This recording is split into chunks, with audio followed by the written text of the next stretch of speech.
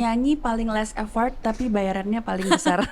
Orang suka suaraku ya alhamdulillah, orang nggak suka ya berarti emang bukan seleranya gitu sih. Kalau dibilang suaraku bagus banget enggak sebenarnya, tapi alhamdulillah aku termasuk orang yang rajin.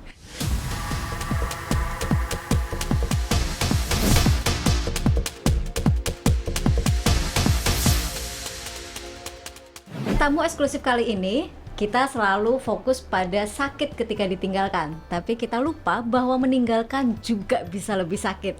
Apalagi kita dipaksa meninggalkan untuk sesuatu yang lebih baik untuk diri kita. Sudah ada di eksklusif tamu kali ini, penyanyi yang sempat viral dan dia punya single terbaru yang menyentuh banget. Ini dia. Halo Mbak Fadila, apa Hai. kabar? Udah pasti ngedong dengan kalau melihat Mbak Fadila ini.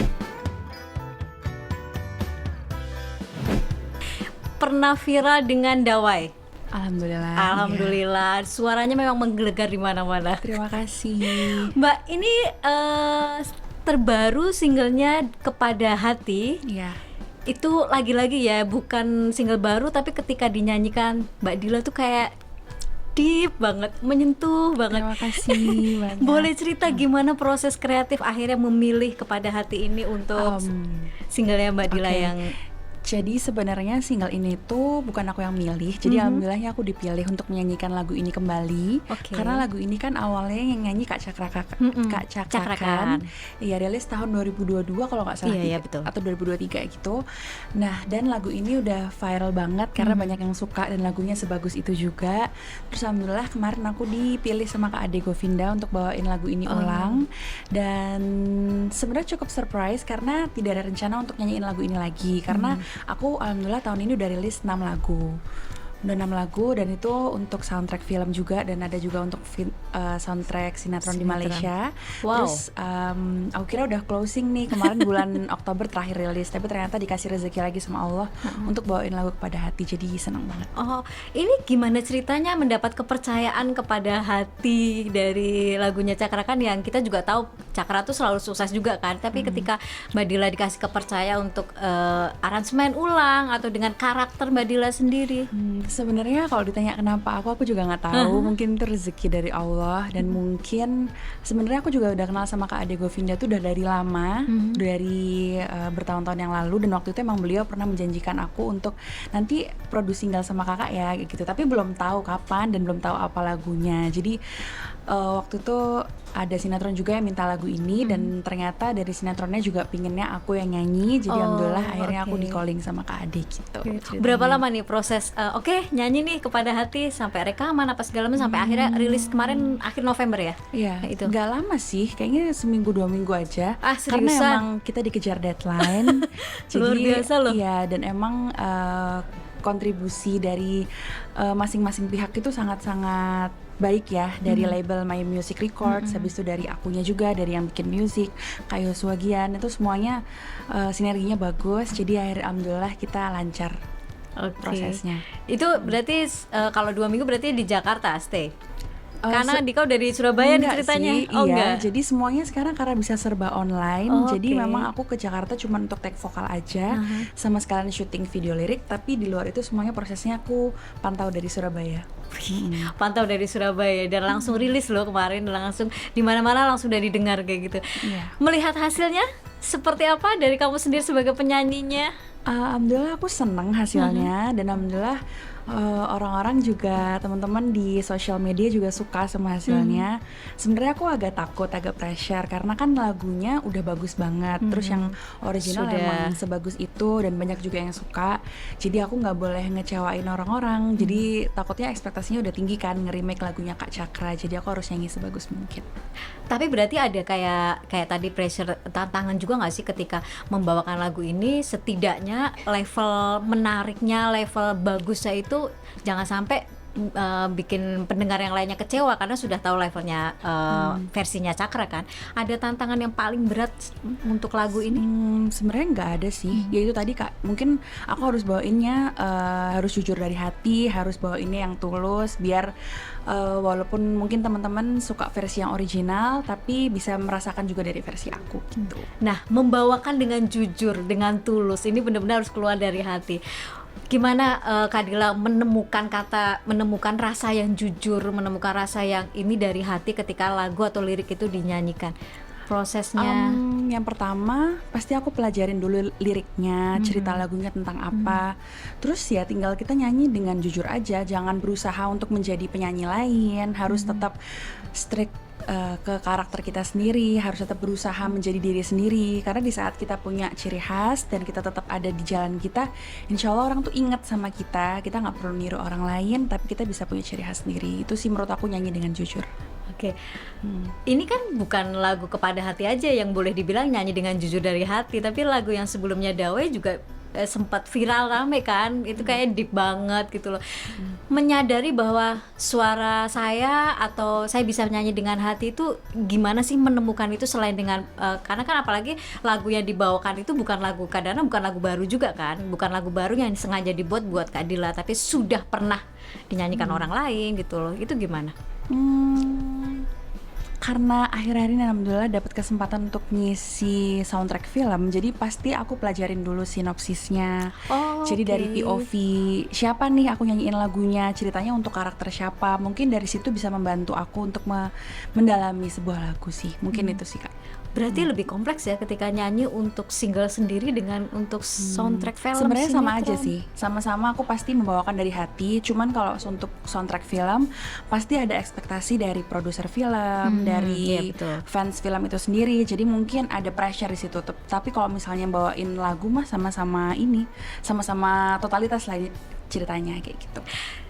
Juga ketika totalitas tadi jujur juga merasakan tersentuh dengan kata-katanya atau bahkan sampai nangis kan.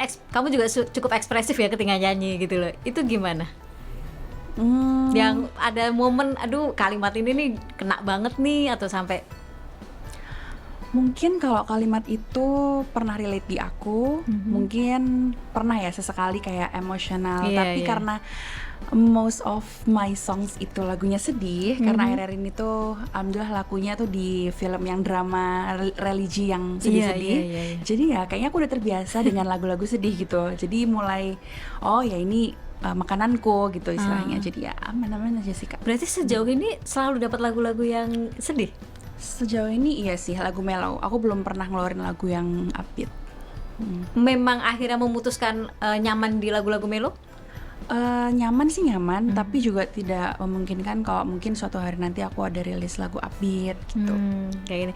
Nih kalau misalnya aku sempat intip Instagramnya Kak Dila, ada satu klip yang cukup menyentuh ketika lagunya Kepada Hati, terus kamu hadirkan sosok orang tua di situ. Itu kayak ya kalau udah bicara orang tua kan pasti menyentuh lah semua itu.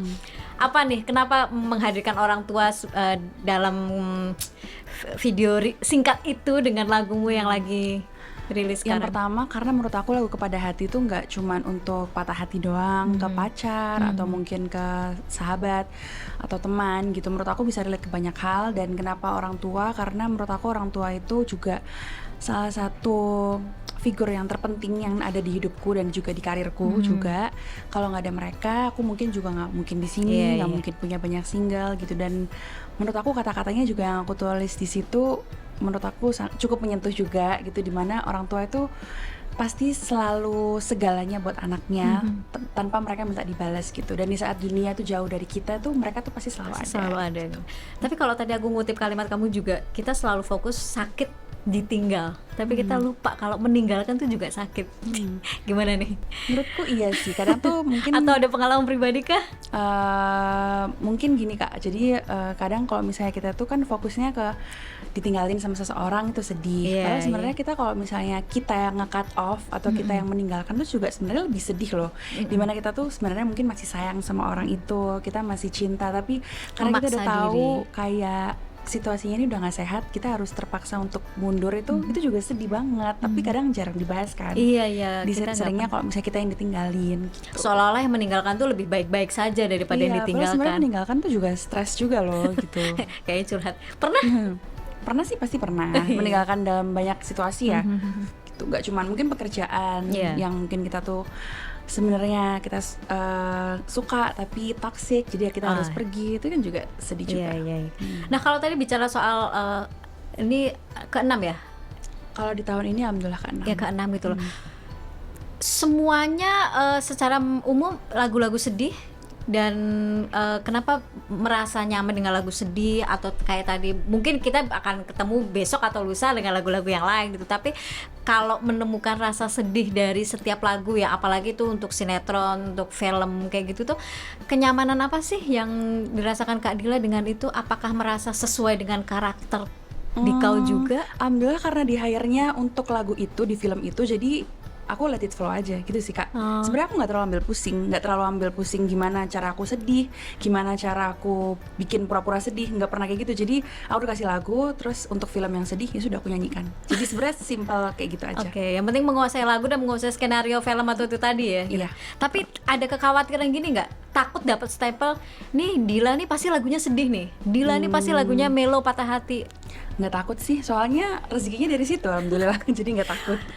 Kalau nggak takut dengan image itu, tapi merasa takut gini nggak? Nanti nggak ada tantangan buat mereka siapa musisi di luar sana menawarkan lagu-lagu yang happy, yang agak beat gitu loh. Kalau nggak ada yang nawarin, kita bikin sendiri aja. Ih, mantap. Nggak perlu bergantung sama yang lain ya, yang penting bikin sendiri, produktif sendiri.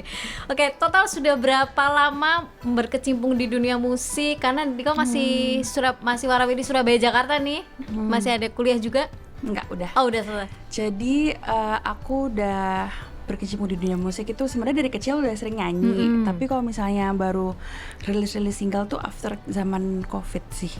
Oh, zaman Covid malah mulai ini rilis. Setelah itu rilis yang pertama, terus habis itu rilis yang kedua, terus yang ketiga yang Dawai itu alhamdulillah rame. Terus selanjutnya ada 4, 5, 6. Sekarang sih totalnya udah 10 lebih alhamdulillah, dan kebanyakan dari situ juga soundtrack film gitu. Covid itu kan berarti sekitar 4 tahun yang lalu ya, dan cukup banyak loh untuk jumlah sekitar 6 atau sampai 10 lagu. Iya, karena alhamdulillah laku di soundtrack film tuh Kak. Jadi dalam setahun bisa 6, tahun lalu tuh 4 kalau nggak salah gitu. Oke, gitu. Jadi rezeki after Covid banget ini buat Kak Dila. Alhamdulillah. Tapi memang dari kecil tadi nyanyi kan sama saudara juga pernah bikin apa, grup apa?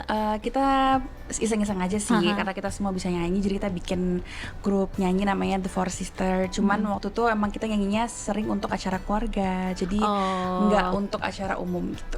Terus kenapa nih Kak Dila sendiri yang muncul, yang sempat ikut ajang pencarian bakat? Nah, kemudian sebenarnya adikku juga pada ikut. Oke. Iya, adikku juga pada ikut karena sekarang sudah pada, aku juga udah nyanyi sendiri, adikku juga ada yang kerja, ada yang kuliah. Jadi emang udah jarang nyanyi, paling kita nyanyi kalau kumpul bareng aja gitu. Gimana rasanya nih sekeluarga nyanyi semuanya? Seneng banget sih, karena kita tidak ada paksaan, dan alhamdulillah mama papa kita dari kecil selalu ngelesin kita lah istilahnya, mencari bakat kita tuh apa yang kita suka ya, jadi ya kita happy. Berarti dari mama sama papa juga nyanyi? Jangan-jangan? Mama sih yang nyanyi. Wow, udahlah ya keluarga penyanyi. Ya, alhamdulillah. Mulai mempelajari kayak tadi les musik itu, inget gak umur berapa, terus yang kenapa akhirnya mau? Biasanya kan anak kecil masih susah nih, masih nurut aja apa kata mama, tapi ternyata menjadi keterusan sampai sekarang. Alhamdulillah sih aku nurut sih dari kecil. Aku beruntung aku menjadi anak yang nurut. Jadi akhirnya besarnya aku nggak bingung cari uangnya dari mana gitu. Dan waktu kecil emang setelah pulang sekolah itu biasanya full dengan les-les. Itu SD? Atau bahkan dari SD. Jadi aku juga main piano. Aku juga main biola juga kayak gitu. Terus aku sebenarnya dulu dari umur 3,5 tahun sampai aku SMA itu aku les balet, guru balet. Tapi setelah aku berkerudung habis itu aku berhenti, aku pilih nyanyi kayak gitu. Jadi emang dari kecil jiwa tuh seninya udah dibiasakan dari kecil ya. Karena mama juga nari Jawa kan. Jadi mama pengen anaknya bisa nari kayak gitu. Jadi emang masa kecil kita dipenuhi dengan les-les dan juga belajar hal-hal baru. Jadi pas gede kita tinggal milih kita sukanya apa ya. Oh, aku fokus di nyanyi, udah tinggal lanjutin nyanyi. Oh, berarti ketika ke situ sudah dikasih bekal banyak nih, ya balet, musik, nyanyi, sampai akhirnya kamu memutuskan nyanyi. Makanya itu tadi aku menganggap, dan memang iya ya, memang orang tua aku memang segalanya buat aku, karena maksudnya waktu aku kecil pasti mama papaku tuh belum sepunya sekarang, tapi mereka memilih gajinya dipakai untuk ngelesin anak-anaknya daripada untuk bikin happy mereka sendiri gitu. Jadinya aku, apa yang bisa aku balas ke orang tua aku ya mungkin dengan prestasi yang aku punya gitu sih. Kamu dari tadi balet, kemudian alat musik, sekarang juga nyanyi, tapi kemudian ini fokusnya kayaknya lebih banyak ke nyanyi, bener nggak? Yang Iya, akhirnya memutuskan aku milih nyanyi. Kenapa menemukan kenyamanan di nyanyi daripada dua Karena kegiatan tadi? nyanyi paling less effort tapi bayarannya paling besar. Realistis ya. Iya dong, kalau misalnya Iya dong. balet udah nggak bisa karena aku udah berhijab. Terus kalau piano mungkin juga bisa, tapi kan kalau piano harus bawa kemana-mana dan aku tidak se-skillful itu sebenarnya. Cuman aku bisa ngiringin aku sendiri sambil nyanyi sesekali. Tapi kalau nyanyi kan kita bisa di mana aja, nggak bawa apa-apa juga bisa. Iya. Tapi kan bayarannya juga lumayan, jadi aku pilih penyanyi. Tuh. Total udah berapa tahun nih memutuskan Fadila Intan sebagai penyanyi itu berapa? Sebenarnya itu dari dulu udah sih Kak, cuman kan kalau kita sendiri yang memutuskan dari tahun berapapun aku udah memutuskan aku penyanyi, tapi kan belum tentu orang menganggap aku menjadi penyanyi kan. Mungkin orang tuh tahu aku setelah lagu Dawai gitu. Padahal sebenarnya jauh sebelum itu aku sudah mencoba berkarir, tapi kan mungkin belum keluar dari permukaan kayak gitu kan. Jadi mungkin ya 3 tahun terakhir lah mungkin. 3 tahun terakhir yakin bahwa nyanyi adalah menjadi profesi utama gitu. Jatuh bangun kamu ketika dengan dunia nyanyi, apa sih proses dari level 0 selain tadi belajar les-les itu ya? Banyak banget sih Kak pastinya, selain pasti mencoba peruntungan ikut ajang pencarian bakat, itu juga pernah tahun 2016 ikut Rising Star waktu itu. Terus 2016 oke. Ya, terus waktu alhamdulillah sampai 9 besar, tapi ternyata cuman lolos di itu aja. Setelah itu aku mencoba ikut Indonesian Idol, The Voice, terus X Factor, semua gak ada yang masuk. Terus aku ikut beberapa perlombaan juga di luar negeri juga nggak menang juga gitu. Tapi alhamdulillahnya ternyata dari kekalahan itulah ternyata Allah kasih rezeki aku untuk ngisi soundtrack film Dawai yang akhirnya bikin orang-orang tahu aku.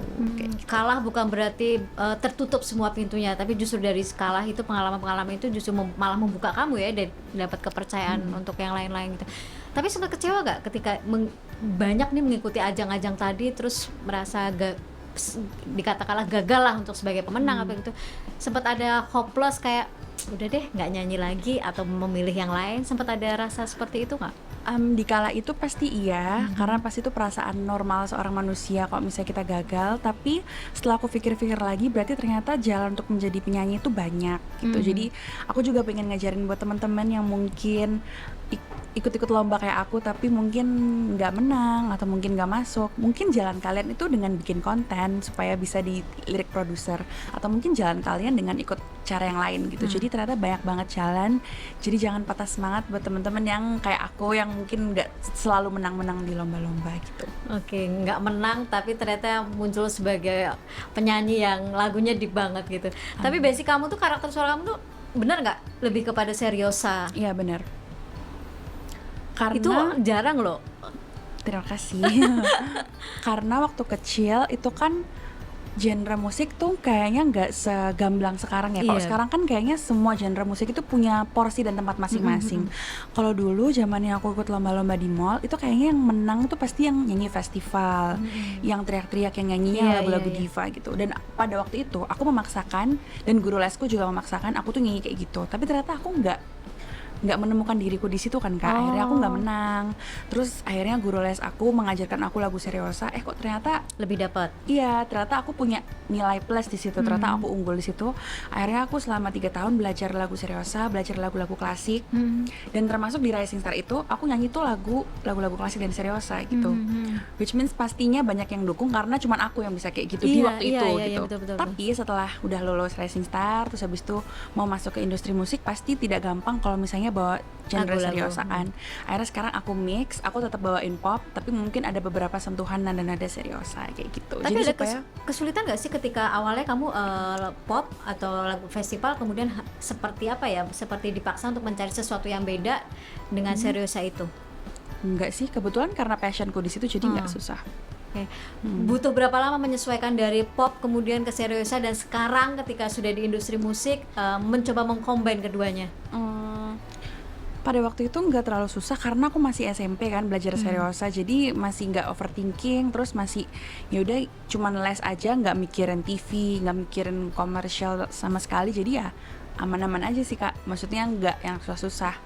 Kalau sekarang nggak susah juga sih karena aku mungkin let it flow ya, jadi aku nggak merasa itu beban. Orang suka suaraku ya alhamdulillah, orang nggak suka ya berarti emang bukan seleranya gitu sih. selama nyanyi dari hati, memang faktanya tetap aja nyampe ke hati juga nih gitu loh, meskipun orang ada yang nggak suka gitu. Tapi kalau tadi kamu bilang sampai ke Malaysia untuk soundtrack itu, boleh tahu itu project apa? Jadi karena Dawai itu besar sekali di Malaysia, akhirnya ada satu lagu yang aku duet dengan artis Malaysia yang namanya Kak Aina Abdul. Jadi beliau itu sangat besar di Malaysia.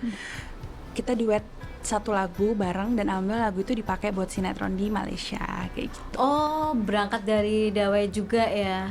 Dawai itu Hanya pembukanya pembukanya. doang. Tapi setelah itu kita ada project lain yang akhirnya diterima juga di sana gitu. Apa yang kebayang nih dari seorang Dila kecil memang sudah mempelajari niat lah dibukain jalan gitu sama orang tua, kemudian memang pada endingnya gagal berkali-kali, tapi ternyata diam-diam langsung menggelegar, langsung sebenarnya bisa. nggak langsung sih Kak. Iya, prosesnya panjang. Mungkin tapi ketika kadang orang tuh ngiranya tuh single pertamaku Dawai kan, padahal sebenarnya ya itu baru muncul aja, tapi mereka belum tahu yang kemarin-kemarinnya yang single sebelumnya, gitu. Jadi mungkin kalau aku boleh bilang mungkin ya karena ketekunanku sendiri sama karena aku alhamdulillah konsisten, jadi mungkin itu yang bikin Allah tuh mungkin kasih aku rezeki gitu. Kalau dibilang suaraku bagus banget enggak sebenarnya, tapi alhamdulillah aku termasuk orang yang rajin, dan dari orang rajin itu pasti Allah kasih rezeki sih, aku percayanya gitu. Suaraku nggak bagus banget ya, nggak mungkin lah ya nggak bagus dapat kepercayaan. Mungkin sekarang iya karena aku tahu peluangku di situ, tapi pada waktu itu tuh suaraku nggak sebagus itu. Kalau misalnya bagus pasti aku menang kompetisi kan Kak, gitu loh. Pasti aku dari semua, mungkin dari 10 audition yang aku ikutin pasti ada satu lolos, tapi kan sama sekali enggak. Berarti mungkin aku nggak punya paket lengkap yang selengkap itu, tapi ternyata kelemahanku aku bisa ubah jadi kelebihan, dan mungkin kelebihan itu cuma aku yang punya, jadi orang bisa suka gitu.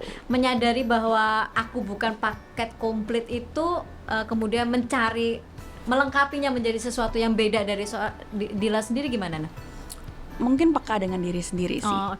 Peka dengan diri sendiri, terus aku tuh selalu berusaha menjadi diri sendiri. Jadi aku suka banget Teh Melly Goeslaw, aku suka banget Mimi Krisdayanti, Teh Ocha. Mereka aku jadikan role model. Tapi aku kalau nyanyi, aku nggak menirukan suara mereka gitu. Aku tetap berusaha menjadi Fadila gitu. Nah mungkin itu yang bikin orang itu ingat, oh Fadila tuh yang ini kayak gitu.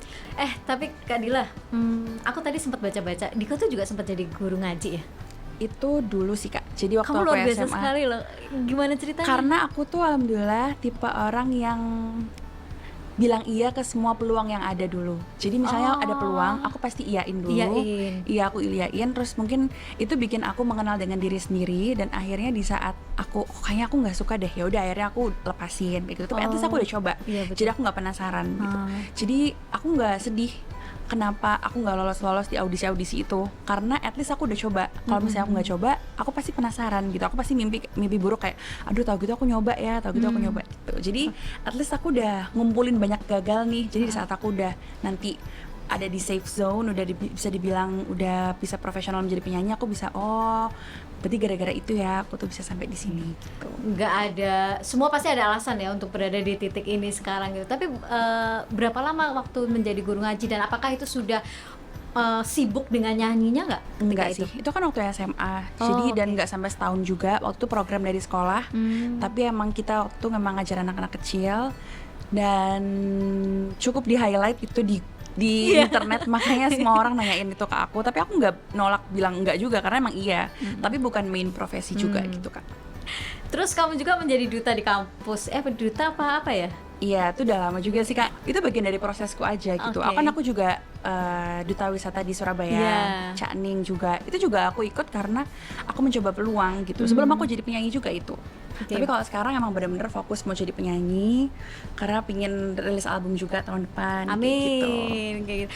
Bicara soal tadi proses yang dilewati gitu loh, kamu mencoba banyak hal, dengan kata gagal, mencoba banyak hal dengan berbagai bidang gitu loh. Tapi sampai sekarang yang justru membuat kamu belum pernah coba tapi masih penasaran, atau itu apa? Ada nggak?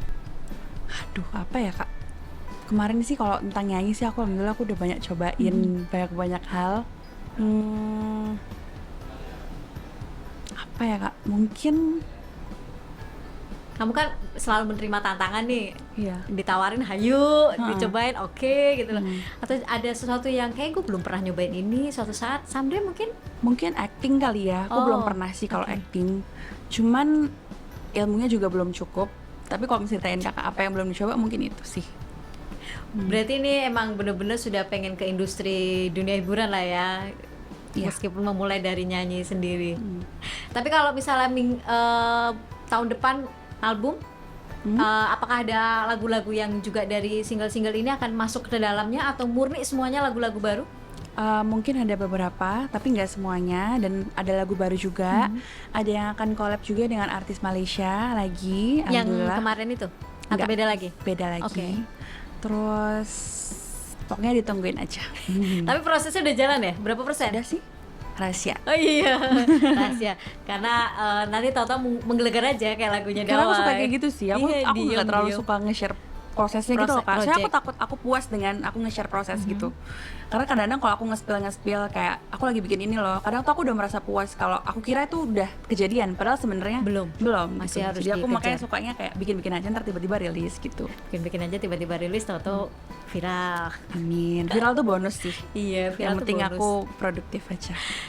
Tapi kalau pasti ini banyak yang suka sih dengan lagu-lagunya kamu, dengan suara kamu gitu. Tapi melihat namanya juga dunia maya kan, kadang-kadang ada yang like dislike lah kayak gitu. Kamu sudah menemukan momen itu, merasakan momen ketika aduh nggak dapet nih lagu suaranya, atau dengan lagu ini Kepada Hati ini kan dari seorang Cakrakan ke Fadila sendiri.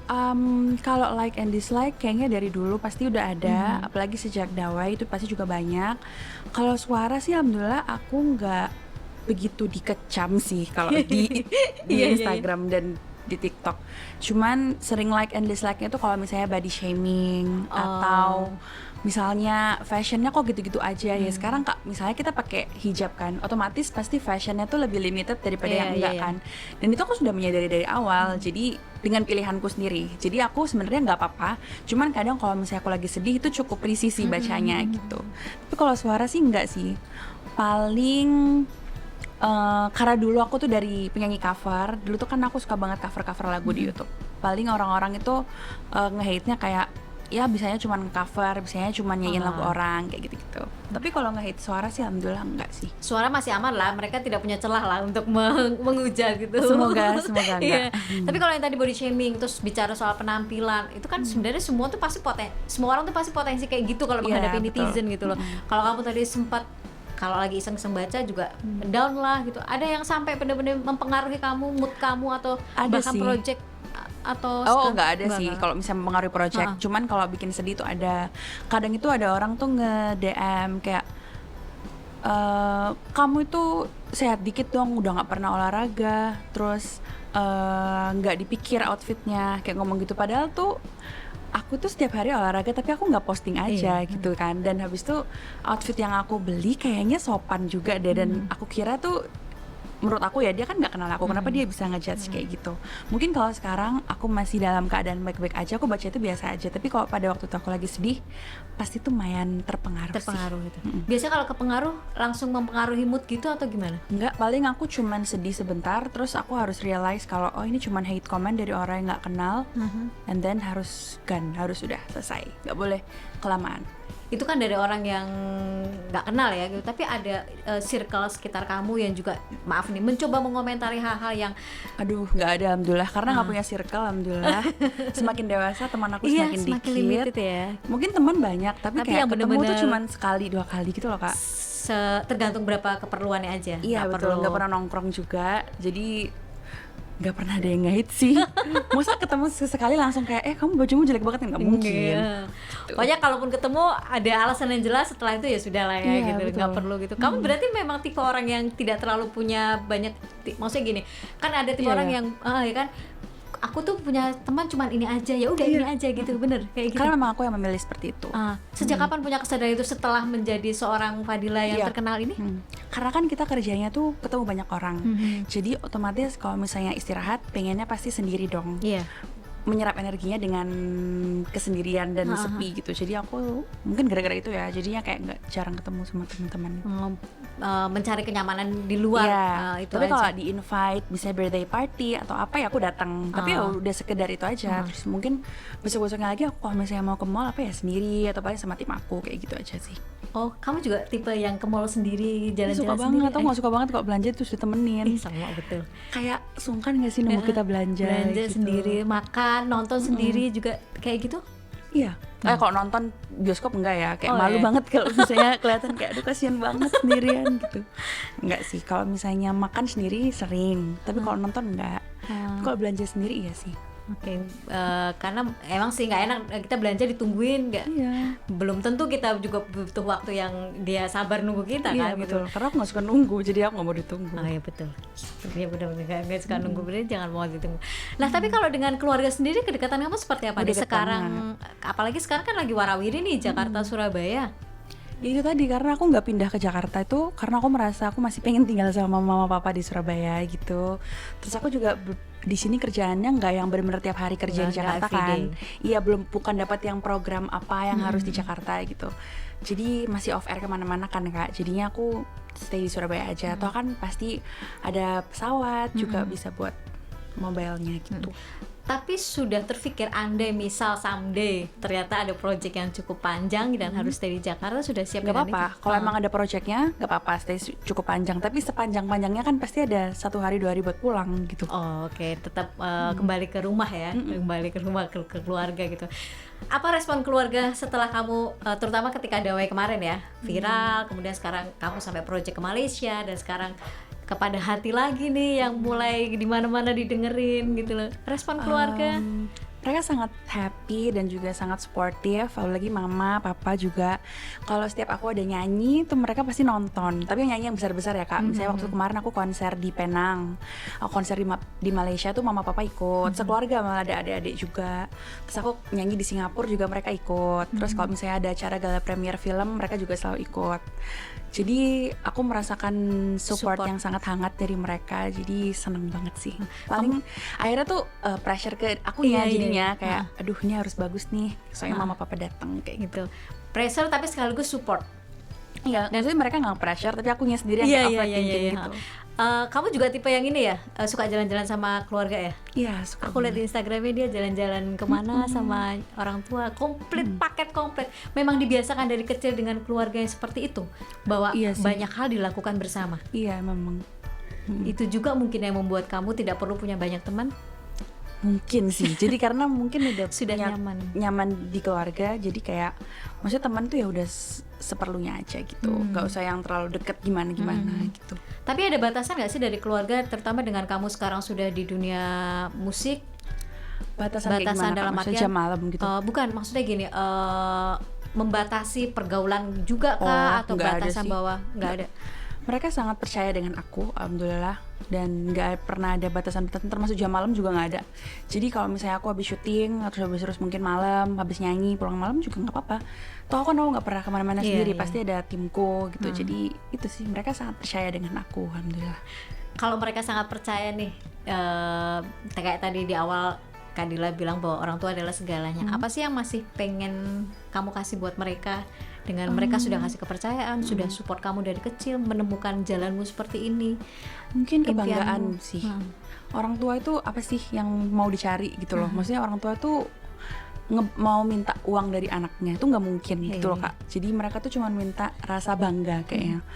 Apalagi mama itu sangat supportive. Di saat aku rilis single tuh pasti mama tuh kirim-kirim ke grup RT, RW gitu, grup pengajian, grup arisan, kayak ini anakku baru rilis. Padahal sebenarnya menurutku itu tuh kayak mama lu loh gitu kan. Tapi bagi itu mama tuh ini mama itu anaknya mama anak ini kayak gitu. Iya, jadi mungkin aku kalau misalnya mau ngasih apa, aku juga bingung mau ngasih barang, mereka udah punya segalanya gitu. Jadi mungkin ngasih rasa bangga dan rasa bahagia itu sih. Ada momen kamu pernah merasa bukan gagal ya, mengecewakan mereka nggak?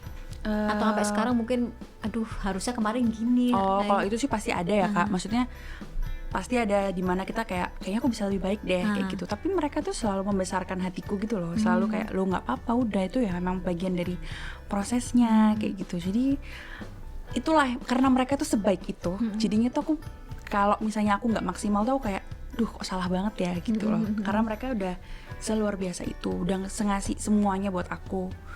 Yang kayaknya aku nggak bisa balas mereka dengan aku beliin mereka rumah deh gitu loh. Betul, Kayaknya mereka tuh udah nggak butuh yang kayak gitu-gitu. Mereka butuhnya tuh rasa bangga dari anaknya, rasa bangga dari prestasi dari anaknya yang bikin mereka happy gitu. Berarti mereka juga approve 100% ketika semua yang sudah kamu pelajari masa kecil terus kamu memilih nyanyi, mereka udah approve. Meninggalkan balet, meninggalkan itu. Karena emang balet tuh kan cuman buat sampingan kan, cuma buat olahraga aja biar aku bisa ngerti hitungan musik, bisa disiplin juga. Sebenarnya balet tuh bukan cuman dinilai dari nari doang. Iya.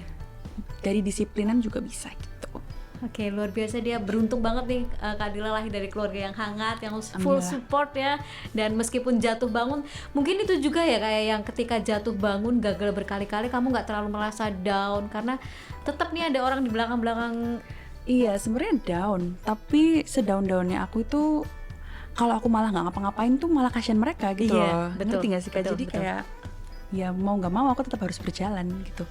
Kayak lagu ini harus terus berjalan gitu liriknya. Oke, ada yang pernah kamu janjikan nggak buat orang tua apapun itu yang masih kamu upayakan sampai sekarang? Aku nggak pernah janjiin. Oh, oke. Aku cuma bilang aku selalu berusaha bikin yang terbaik, tiba-tiba aja ada gitu. Salah satunya lagu ini. Jadi waktu lagu ini tuh Papa 2 tahun yang lalu tuh suka banget kan sama lagu Kepada Hati. Terus Papa bilang, kamu remake dong lagu ini, kamu urus perizinannya, nanti Papa aja yang, istilahnya Papa yang modalin lah kayak gitu. So pada waktu itu aku belum merasa cukup untuk bisa nge-remake lagu ini. Maksudnya aku belum merasa cukup terkenal, aku belum merasa cukup pantas lah gitu. So, nanti aja apa nanti. Soalnya aku pernah cover lagu ini, terus banyak yang suka di TikTok. Terus mereka kayak kapan Dila bikin yang fullnya gitu kan. Tapi aku belum pernah bikin. Malah sekarang dikasih rezeki sama Allah, malah dapet remake tanpa aku ngeluarin uang gitu. Jadi alhamdulillah ini juga mungkin kado juga buat mama sama papa gitu. Oh, ini ucapan orang tua ternyata menjadi doa yang akhirnya terjadi nih. Dan beberapa hari sebelum Kak Ade Govinda telepon aku untuk nyanyiin lagu ini, mama tuh dengerin lagu ini di mobil. Terus mama bilang kayak, Anda aja lagu ini tuh Dila bisa nyanyiin, pasti bagus banget. Mama tuh bilang gitu ke aku. So sweet. Ya jadi kayak mungkin doanya mama yang akhirnya nyampe ke Allah, lewat terus Allah mungkin ngasih rezekinya lewat Kak Ade terus ke aku gitu. Jadi keinginan permintaan ayah, kemudian keinginan secara spontan dari ibunya, kejadian deh sama Dila sekarang, luar biasa gitu. Kak Dila, terakhir nih, sebelum aku nanti minta spill nyanyi ya. Kalau penyanyi nggak mungkin nggak nyanyi sedikit gitu lah. Kalau tadi dari awal bilang tuh aku mengambil garis merahnya adalah kamu tuh memang bener-bener orang dekat dengan keluarga. Apapun kamu lakukan, jatuh bangun tuh tetap buat orang keluarga. Sampaikan dong sesuatu buat mama atau buat papa. Itu kan orang yang paling penting ya dalam hidup kamu. Ke kamera sini mungkin ya. Apa yang mau kamu sampaikan ke mereka yang mengena lah apa segala macam. Halo mama, halo papa, halo adik-adik juga, Mas Satrio juga. Aku mau bilang terima kasih banyak buat keluargaku yang sangat indah ini, alhamdulillah. Karena kalau bukan karena mama papa, karena kalian itu mungkin aku nggak sekuat sekarang gitu. Betul. Terus mungkin mau bilang lagi untuk kita terus sama-sama ya. Maksudnya jangan tinggalin aku. Terus mau nangis loh. Terus jangan tinggalin aku. Terus semoga kita bisa terus sama-sama sampai nanti aku besar. Oke, aduh jangan tinggalin aku, beneran nih mau nangis nih. Mereka yang nangis. Ini krunya yang nangis. Kita emang gak pernah ada yang mau ditinggalkan sama orang tua pastinya. Takut gak sih Kak? Banget. Makanya Dan jadi kalau kayak, kejadian maksudnya tuh kalau pasti- aku tuh lagi happy time bareng sama keluarga, aku tuh kayak sadar ini tuh cuman masa, suatu hari nanti tuh pasti ada di mana salah satu di antara kita tuh nggak ada gitu. Dan kayak Siapa aku tuh yang duluan mikir ninggalin apa ya? gitu, aku kayak mikir aduh aku siap nggak ya gitu. Tapi aku harus siap. Sampai sudah terpikir sejauh itu ya? Iya, karena aku kayak takut patah Iya, banget. pasti Jadi aku patah. harus mikir ini pasti ini cuman masa, jadi aku harus nikmatin. Tapi kalau suatu hari nanti ada yang nggak ada di antara kita, aku harus nggak apa-apa, harus tenang ya. Karena emang hidup kan kita nggak selamanya. Aku juga bakal meninggal juga gitu. Tapi kalau kayak gitu biasanya lebih nangis ketika orang tua sendiri yang ngomong loh. Nanti kalau Mereka misalnya nggak gini, pernah ngomong kayak nggak gitu pernah. sih, nggak pernah. Kayak kalau nanti mama nggak ada, kalau papa nggak ada, nggak pernah. Oh pernah sih, kalau mereka selalu pesan kalau nanti mama papa nggak ada kalian harus tetap rukun ya, kayak gitu. Iya. Kalau misalnya malam-malam tok minta dibukain di rumah siapa harus dibukain ya, nggak boleh sombong ya, kayak gitu. Kan kita dididik kayak kita harus sama-sama terus kan, jadi nggak boleh ada yang saling musuhin ya, kalau ada masalah harus segera selesai ya, kayak gitu. Nah, ini pesan orang tua yang jadi ini benar-benar harus dipegang nih sampai itu. Terakhir buat nyanyi kepada hati ini, buat kepada hati siapapun atau kepada hati ibu, mama papahnya. Oke. Tegarlah diri walaupun perih, berjalanlah lagi sejauh mungkin, hingga suatu hari nanti pasti bertemu dengan hati yang tak menyakiti. Wow, gitarannya ini terasa loh kalau ngedengerin dia nyanyi langsung nih, langsung dapet banget ini Bu. Terima Jadi kasih. kalau biasa denger di YouTube di ini langsung dapet nih. Terima kasih Kak Dilo sudah datang, Terima sudah kasih sharing, banyak, Star mudah-mudahan Pro. bisa menjadi inspirasi, terutama tadi bicara soal keluarga. Mudah-mudahan sukses. After ini ada promo-promo lagi? Ada sih, masih ada. Masih keliling. Jadi Pokoknya belum aku- balik Surabaya? Belum. Pokoknya aku kerja terus sampai nanti akhir tahun. Widih, Weh. gaspol. Oke, thank you sudah datang di eksklusif, sudah ngobrol dengan kita. Terima kasih Kak.